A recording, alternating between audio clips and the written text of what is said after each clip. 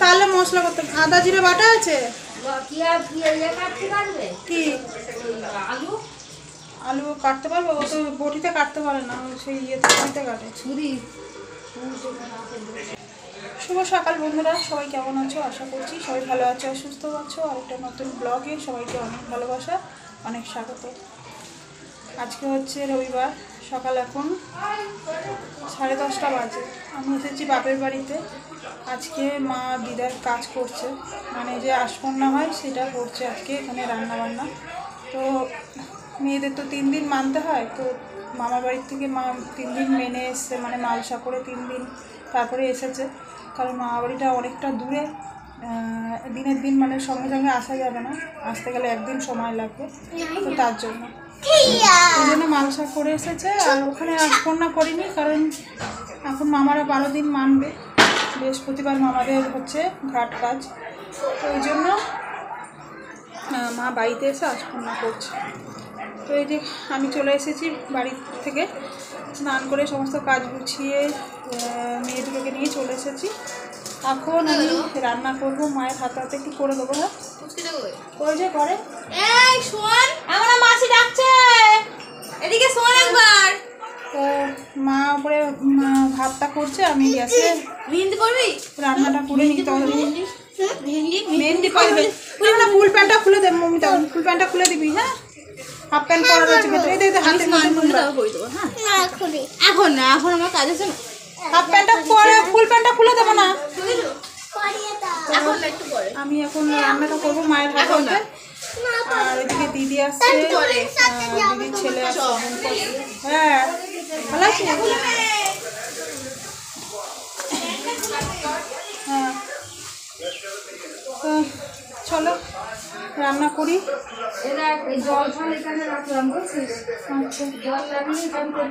একদিকে ডাল বসে দিচ্ছে, বেগুন কেটে রাখো, শাক কাটা, বেগুন কাটা, ঠিক আছে। টমেটো কাটা, শাকে কি দেবো? রসুন আর শুকনো লঙ্কা, ঠিক আছে। মাঝে মধ্যে একটু জল দিয়ে দেবো, আর কিছু করতাম না। সব কাটা রয়েছে, মা কেটে দিয়েছে, আমি শুধু রান্নাটা করবো ঝটপট করে। ঠিক আছে চলো।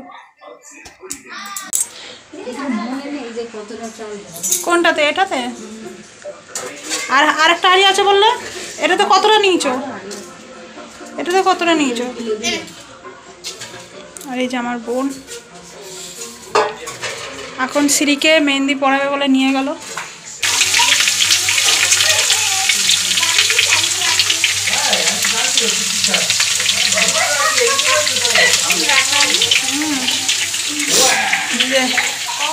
বলে দে হ্যালো। জামাটা ফিটিংস করিস নি, ঢোলা ঢোলা লাগছে। এটা হাতাগুলো মুড়তে হয় তো। আরে ঝাঁস আসছে না, ঝাঁস এখানে দাঁড়িয়ে রান্না করলে ঝাঁস আসছে। হাতাগুলো ফিটিংস করলে ভালো লাগতো। জলের মতো নিয়ে কোথায় যাচ্ছ?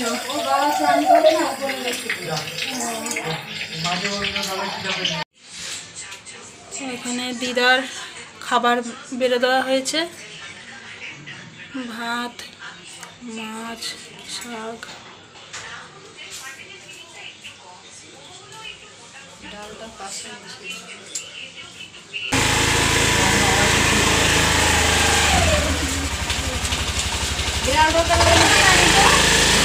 চলো, আমাদের এখানে পুকুর ধার আছে একটা, ওখানে দিয়ে আসবে। সারা রাস্তা নোংরা।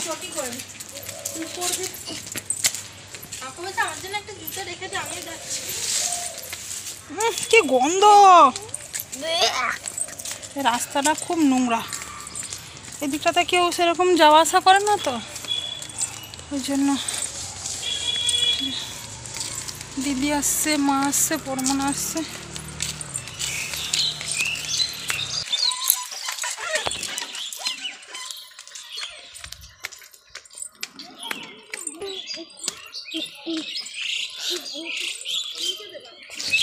এইখানটা দিতে, এইখানটাতে চুয়া ফুয়া মারা গেছে, তাই তো? চুয়া, হ্যাঁ চুয়া মারা গেছে। হ্যাঁ এই যে পুকুর ধারটাতে দেবে। এই পুকুরটা, এই পুকুরে আমরা ছোটবেলায় স্নান করতাম। এখন আর কেউ করে না, এখন নোংরা হয়ে গেছে পুরো জল। আমরা এপার ওপার করতাম ছোটবেলায়। ওইদিকে পাড় ছিল, ওই পাড় থেকে নেবে ওই পাড়ে যেতাম, ওই পাড়ে যেতাম, এই পাড়ে যেতাম।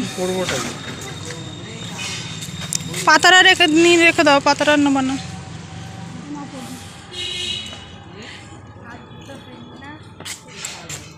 বাটিটা নামিয়ে দাও মা।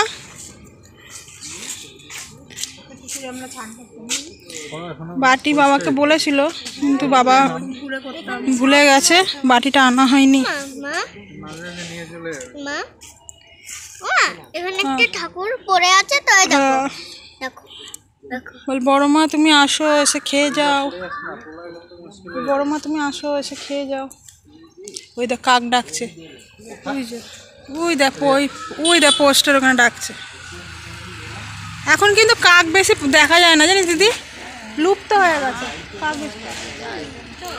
ওই দেখ ডাকছে দাঁড় কাক।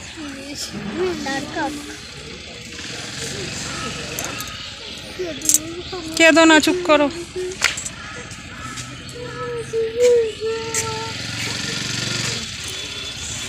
চুপ করো।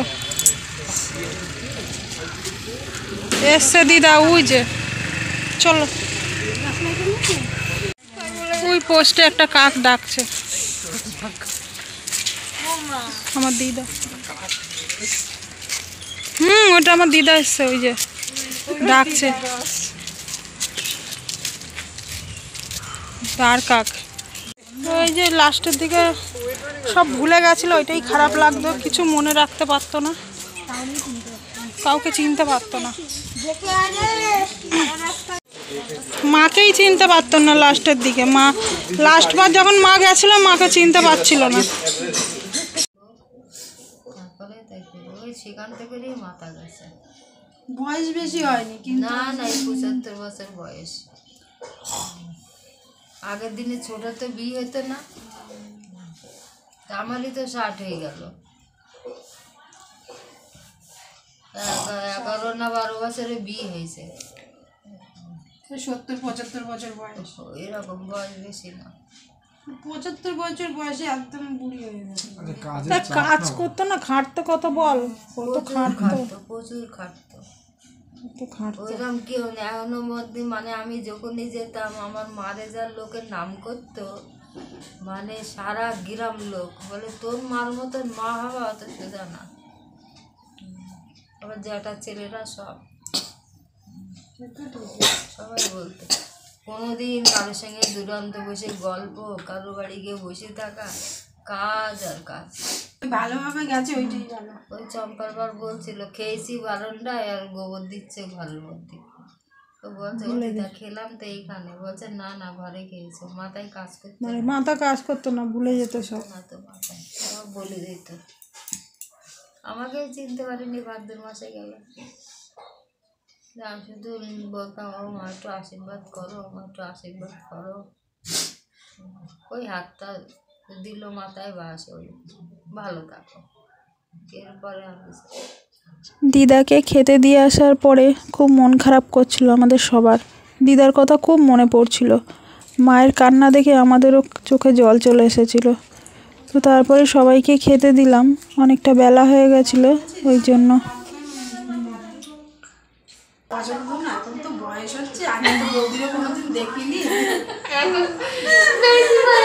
অল্প বয়সে শাড়ি পরেছে, বেশি বয়সে চুড়িদার, সবাই অল্প বয়সে এইসব পরে। ওরা যখন ছোট ছিলিস তখন এইসব বেশি চল ছিল না তো। কিন্তু এখন আর কেউ শাড়ি ঠাড়ি এখন আর কেউ পরে না সেরকম। পুজো বাড়ি, ওই বিয়ে বাড়ি একটুখানি পুজো, কোনো শ্রাদ্ধ বাড়িতে গেলে ওই তাছাড়া তো আর শাড়ি পরাই হয়। দিদা মারা গেল না, চুড়িদার পরেই হাঁটেছি, তাও চুড়িদার পরে গেছি ভাগ্যিস। ওইটা ঠিক আছে, ওটা তো আমিও তো যাবো চুড়িদার পরে, আমি তো যেখানে যাই চুড়িদার পরে। শুধু বিয়ে বাড়ি, পুজো দিতে গেলে, বিয়ে বাড়ি গেলে, এই আর কোনো অনুষ্ঠান বাড়ি গেলে শুধু শাড়ি পরি। ধরো দুর্গা পুজো অষ্টমীর দিন পরলাম, লক্ষ্মী পুজোর দিন পরলাম, এইরকম। এমনি শাড়ি আমি পরিই না একদম। আমিও তো ওই পুজো অকেশন আর কোনো কারণে যে আগে চুড়িদার পরি না, এখন চুড়িদার পরে মানে লজ্জাই লাগে যে আগে পরি না, প্রথম আগে থেকে লজ্জা পরিষ্কার তো লাগতো। না, যা নতুন নতুন আমি তো করে প্রথম লাগে, দিয়ে এখন পড়েছি, লজ্জা কোনো লাগে। অসুবিধা। তো বন্ধুরা এখন বাজে রাত 10:30, 11টা বাজে। খাওয়া দাওয়া করলাম, খাওয়া দাওয়া করে সব আমরা, আমি, মা, দিদি, আমার 2 মেয়ে সবাই মিলে এই উপরের ঘরে শুয়েছি, বিছানা করে উপরের ঘরে, আতর ঘরে বলিনি, উপরের ঘরে বলেছি, উপরের ঘরে শুয়েছি। আচ্ছা, সবাই লাইন দিয়ে শুয়েছি, আর নিচে শুয়েছে দাদা, বাবা আর বোনপো। তো বন্ধু দাদাভাই বাড়ি চলে গেল, খাওয়া দাওয়া করলো দুপুরবেলা করে, বিকালবেলা বাড়ি চলে গেল, সন্ধ্যেবেলার দিকে গেছে বাড়ি। তো এখন শুয়ে পড়বো, কালকে সকালে দিদি বাড়ি চলে যাবে। বাড়ি চলে যেতাম, থাকতাম না আজকে, দিদি বললো থাকতে, কারণ ও রাতটা থাকবে ওই জন্য। তো সকালে বাড়ি চলে যাবে, আমরাও সকালে বাড়ি চলে যাব। চলো, অনেক গল্প হলো, সবাই মিলে অনেক গল্প করলাম। বড় জেঠির ঘরে গিয়ে দিদির সাথে আমাদের সব ছোটোবেলার গল্পগুলো করছিলাম, তো সবার সাথে গল্প করলাম অনেক। এখন একটু শুয়েছি, এখন একটু মায়ের সাথে দিদির সাথে গল্প করব, করে তারপরে শুয়ে পড়ব। আর আজকের ভিডিওটা তাহলে এখানেই শেষ করে দিচ্ছি। সবাই ভালো থেকো, সুস্থ থেকো, সাবধানে থেকো, দেখা হবে আবার একটা নতুন ভিডিওতে।